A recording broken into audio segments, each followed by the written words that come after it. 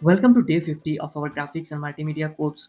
Today we will explore the fascinating world of 3D graphics, focusing on the basics of coordinates and perspective.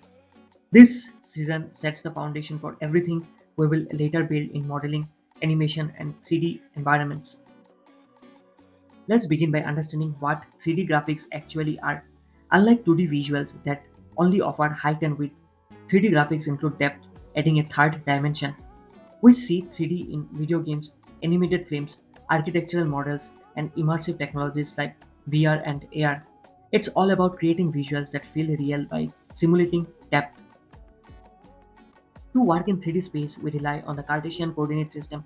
Here we have three axes: X for left and right, Y for up and down, and Z for forward and backward. Every point or object we place in 3D space is identified by its position along these three axes, represented as X, Y, and Z values. All coordinates in 3D space relate back to a central reference point called the origin, which is at 0 on all axes 0, 0, 0. We can use either global or local coordinates depending on whether we are working relative to the entire scene or just a single object. Transformations like moving, rotating, or scaling objects are calculated from the object's pivot point. How we view a 3D scene depends on the camera. In orthographic projection, parallel lines stay parallel.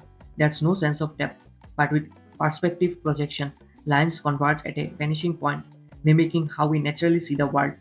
Adjusting field of view and horizon lines can dramatically alter how our scenes appear. Depth perception in 3D is all about visual cues. Objects appear smaller as they get further away. When objects overlap, we can infer which is in front. Lighting and shadows also enhance depth. Together, these cues bring our flat scenes to life. Every 3D image goes through a transformation pipeline before it appears on screen.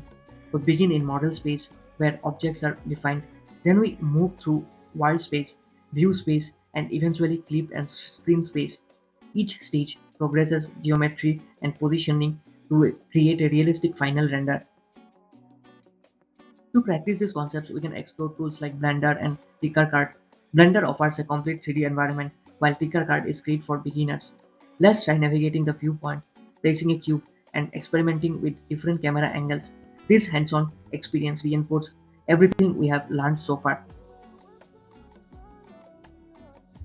Let's reinforce our understanding through practice. We can start by plotting 3D points using coordinate values.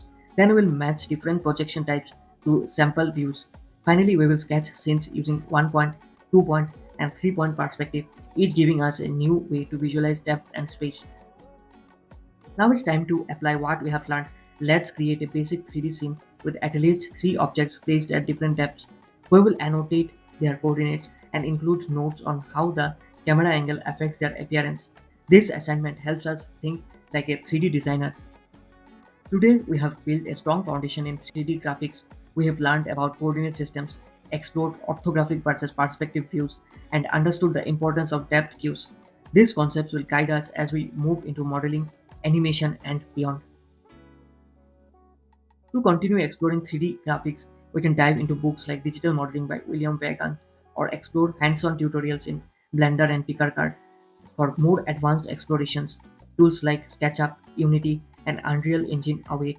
There's a vast world of 3D out there, and we are just getting started. Thank you for your attention.